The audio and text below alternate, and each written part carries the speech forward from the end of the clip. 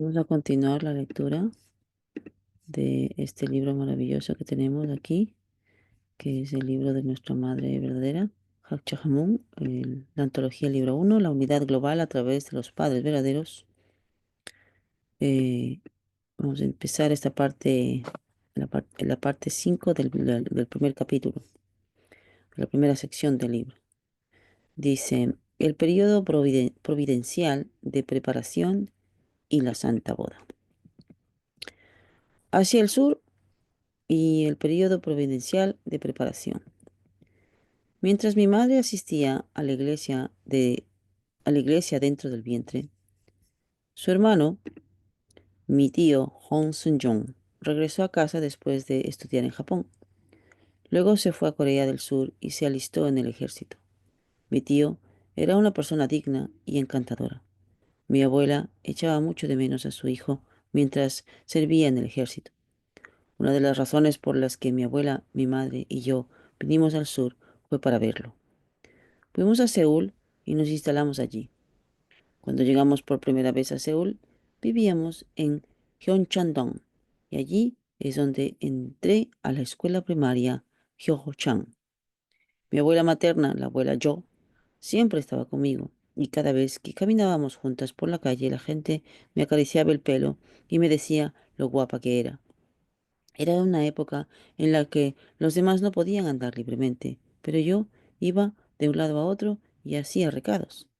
Era muy querida por todos. Incluso en el proceso de llegar al sur pudimos cruzar las fronteras sin ningún percance, porque todas éramos mujeres y el grupo me incluyó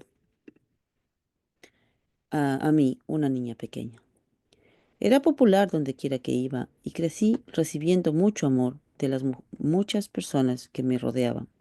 Por eso pensé más tarde, si no me hubiera casado joven, podría haberme perdido en el mundo secular. Tal vez esta es la razón por la que Dios me trajo a la Santa Boda a temprana edad y me tuvo en sus brazos.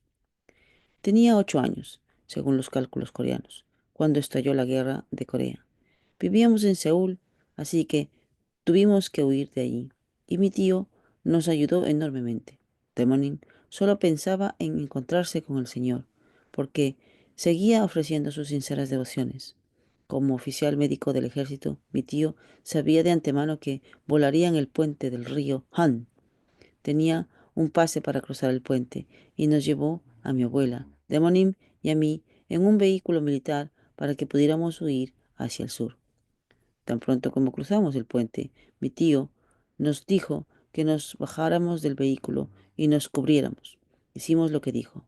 En ese momento volaron el puente. Y muchos soldados que todavía estaban cruzando el puente cayeron al río y perdieron la vida. Estamos a salvo gracias a la ayuda de mi tío.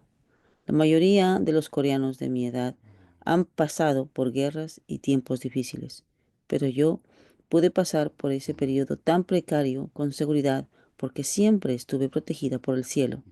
Viví la guerra de Corea sin problemas ni desventuras. Recuerdo la época en que huíamos del norte. Me resfrié y Demonin me hizo morder caramelos para evitar que tosiera y que nos escucharan. Además, cuando me lesioné, ella machacó cactus, cocinó arroz y aplicó todo eso a mi lesión para que el pus saliera. Y eso me curó. 21 de octubre 1999, Punta del Este, Uruguay. Lo que vemos hoy con nuestros propios ojos no lo es todo. En 1950 fue el año en que estalló la Guerra Civil de Corea. Los surcoreanos fueron empujados hasta el extremo sur de la península y solo con la ayuda de las tropas de la ONU pudieron volver a desplazarse hacia el norte, en cuyo proceso toda la nación quedó en ruinas. No tienen idea de lo difícil que se volvió la vida de la gente en esos entonces. La mayoría de ellos ni siquiera podían comer una sola vez al día. Así de sombrías eran las circunstancias. En ese momento no habían pasado aún 100 años desde que el cristianismo se introdujo por primera vez en Corea, por lo que la nación seguía principalmente el confucianismo y el budismo. Por lo tanto, había muchos monjes budistas. Un día, uno de esos monjes me vio y le preguntó a Demonin, ¿esta es tu hija? Cuando ella respondió que sí, él dijo, es una hija que vale más que 10 hijos, así que críala bien. Y añadió, tu hija se casará cuando sea joven con un hombre mucho mayor que ella, pero tendrá la capacidad de dominar la tierra, el mar y el aire. Cuando pienso en esas palabras, estoy profundamente conmovida, pero hace 50 años ni siquiera podía imaginar lo que eso significaba y solo pensaba que sería más difícil que arrancar una estrella del cielo. Esa fue la profecía de un monje que pasaba a nuestro lado, pero se ha hecho realidad. 1 de mayo 2007, Fukuoka, Japón. Después de reunirme con el Padre verdadero, Demonin comenzó una iglesia en Chuncheon y yo fui a la escuela primaria Bangui, ubicada allí.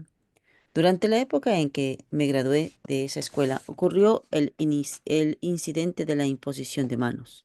Demonin fue encarcelada. En ese momento se suponía que tenía que hacer el examen de ingreso a la escuela secundaria, pero lo había dejado porque Demonin no estaba allí conmigo. Entonces mi tío materno, que vivía en Seúl, se enteró de esto y vino a Chuncheon para llevarme a Seúl para hacer el examen de ingreso. El reclutamiento de nuevos estudiantes para el primer semestre ya había terminado, pero el reclutamiento para el segundo semestre todavía estaba en marcha. Así que rendí el examen de ingreso a la escuela secundaria de Seongjong, ahora Escuela Secundaria Seongjong, y lo aprobé. Me mudé de Chuncheon a casa de mi tío materno en Sindangong, Seúl, para asistir a la escuela secundaria Seongjong. El papel de la mujer es muy importante en el curso de la providencia de la restauración. Al prepararse para la misión de la madre en particular, Dios siguió un curso meticuloso, oculto a los ojos humanos, dentro de los confines donde no sería sometido a las acusaciones de Satanás. La abuela Jo Won Mo y Hon Sune Temanin vivieron toda su vida en fe y preparación para recibir al Señor. No se comprometieron con el mundo ni practicaron la fe vacía dentro de un ambiente familiar apático. En cambio, dedicaron 24 horas al día al servir al cielo y se dedicaron a hacer preparativos para recibir al Señor. Ya que la inversión de mi madre en su vida en su vida de fe hizo que rara vez estuviera en casa, yo vivía principalmente con mi abuela. Así que, naturalmente, heredé la fe de mi abuela. Mi abuela conocía la voluntad de Dios para mí, así que me cuidó con sinceridad. Ella me crió en pureza, sin manchas del mundo, para que yo pudiera convertirme en la preciosa hija a la que el cielo podría usar. Mi abuela siempre me decía, tu padre es el Padre Celestial. Esto es todo lo que recuerdo ella diciéndome, el Padre Celestial es tu padre. Así, cuando hablamos de mi padre, siempre pensé en el Padre Celestial en vez de mi padre natural. Cada vez que pensaba en Dios, siempre tenía en un sentimiento cálido. Cualquiera que miraba a mi familia desde una perspectiva externa la habría encontrado incomprensible. Sin embargo, al crecer en ella, nunca sentí que me faltara nada, ni tuve nada de qué quejarme. Vivía con la sensación de que algo o alguien me abrazaba y me sentía libre en mi corazón. Nunca le pregunté a mi madre ni a mi abuela sobre mi padre físico, por ejemplo, porque mi madre y mi padre vivían de manera en lo que lo hacían. A lo largo de mi vida, nunca he tenido resentimientos o quejas sobre mis padres físicos. Miles de años antes de que Jesús viniera, Dios hizo muchos preparativos para que Israel lo recibiera, algo que sigue siendo desconocido hasta el día de hoy. También en Corea, antes de la liberación, preparó muchos grupos para recibir al Señor.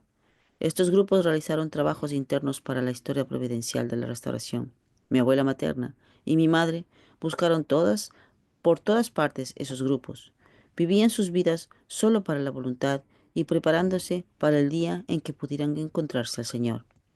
Al final, su vida de fe sincera y devota me llevó a donde estoy hoy, viviendo una vida virtuosa y pura. Se separaron de todo lo impuro o malo. Aprendí esta forma de vida principalmente de mi madre, pero mi abuela materna, la abuela Yo, también me influenció mucho. Ella falleció en el tiempo en el que el padre y yo nos casamos, y después de que ella se fue al mundo espiritual, se apareció ante el sacerdote budista Boya Chong Yonshin y le dijo que había llegado el momento, que él debía preparar la ropa del rey que el rey solía usar, pero al final Junjong Yonshin fue al mundo espiritual sin hacer la ropa. La abuela Yo también envió un mensaje de que el padre era el rey de reyes, y cada vez que había un cambio en el liderazgo nacional decía que ese lugar era el lugar del padre. 21 de octubre de 1999, Punta del Este, Uruguay. Creo que vamos a dejar la lectura hasta aquí. Y mañana, pues, voy a terminar este trocito hasta el próximo subtítulo, ¿ok? Vamos a continuar entonces. Dice, mis maestros me amaban y me protegían de todas las escuelas a las que asistí. No estoy segura de si fue porque les di la impresión de que era confiable y modesta, pero por alguna razón mis maestros me cuidaron. Algunos maestros decían, no eres como la mayoría de los niños de hoy en día. Sal y participa. No era que tuviera muchas preocupaciones en la cabeza, solo me gustaba sentarme y quedarme callada.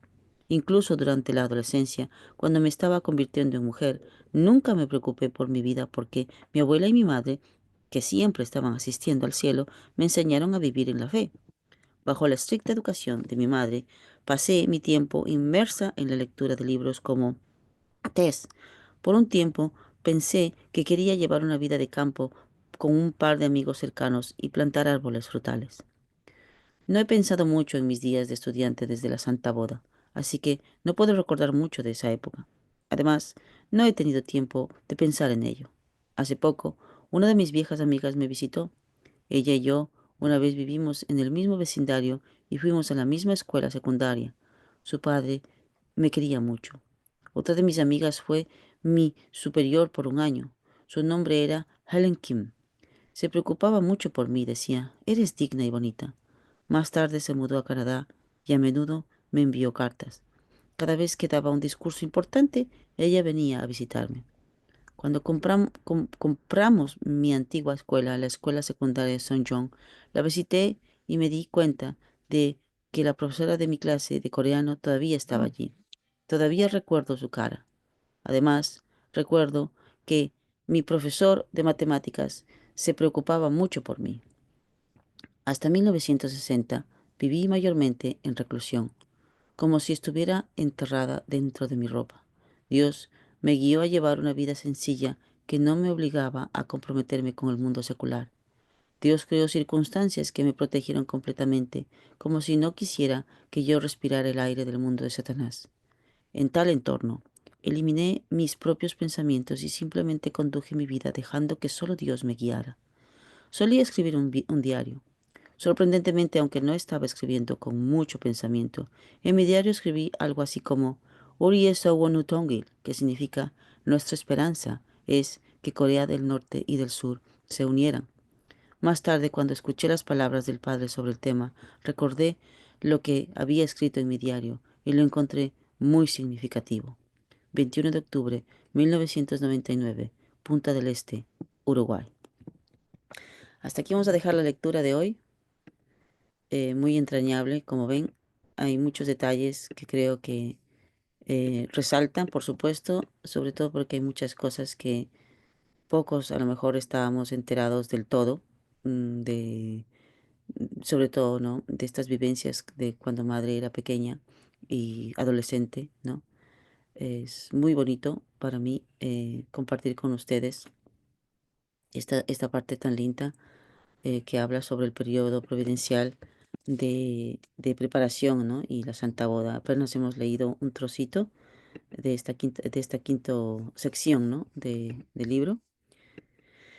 Y bueno, esto creo que uno cuando se deja ensimismar, ¿no? De las palabras, sobre todo, yo por lo menos, bueno, cuando uno lee en sí, ¿no? A veces uno se va y se hace película, ¿no? O sea, leer, esa es la ventaja que tiene, ¿no? Esa es la ventaja que tiene de que uno se transporta en el tiempo, en el espacio. tratando de imaginar, recordando las fotos inclusive de la madre, ¿no? Cuando era jovencita, cuando era niña, la abuela cuidándola, la guerra, la miseria del país de Corea con su división y su tío protegiéndola. Son tantos detalles, ¿no? Que uno hace como una película. Ojalá tengamos los recursos y sobre todo la gente con habilidad para recrear todo esto que la madre nos cuenta de manera tal vez visual, con vídeos o alguna cosa, ¿no?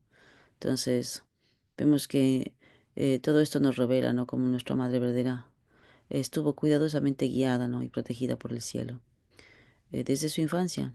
Entonces, cada experiencia en su crianza, ¿no?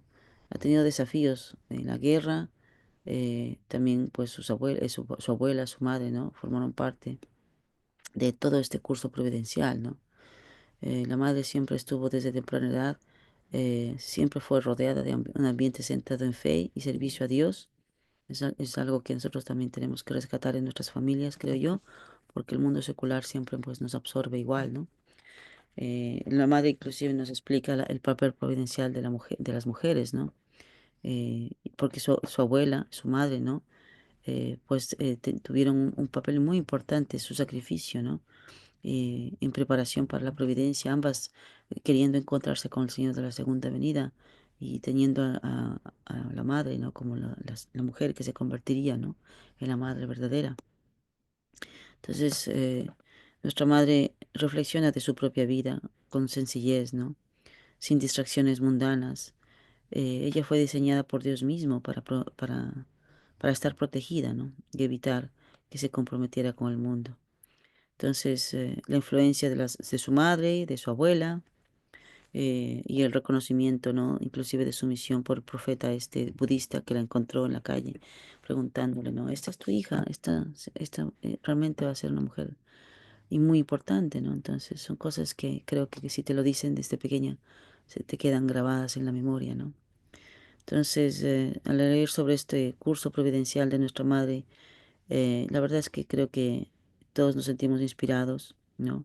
Yo me siento realmente bastante inspirada cómo es que el cielo no ha trabajado en cada detalle, ¿no? Para prepararla en su misión. Y es conmovedor, ¿no? Como el sacrificio de Demonin y su abuela, la abuela Jo, contribuyeron al éxito de esta providencia, ¿no? Entonces la vida de nuestra madre nos enseña, ¿no? Que Dios nunca deja nada al azar en la providencia, nada, ni siquiera nuestras vidas, cada uno de nosotros aquí presentes, ¿no? Cada sacrificio, cada decisión de fe, cada acto de devoción contribuyen al cumplimiento del plan de Dios, de nuestro Padre Celestial. Entonces esperemos que este día más pues pueda ser inspirador y vivir nuestras vidas, ¿no? Con ese propósito, ese compromiso. Vamos a confiar que el cielo siempre nos guía en cada paso en nuestro camino. ¿Ok? Gracias familia, hasta aquí mi reflexión. Quiero invitar a alguien, un hermano, una hermana que quiera compartir su punto de gratitud, una palabra clave, algo que refleje tal vez a un sentimiento en esta mañana de nuestro Hondoké. Por favor, el micrófono es suyo. Comparta, por favor.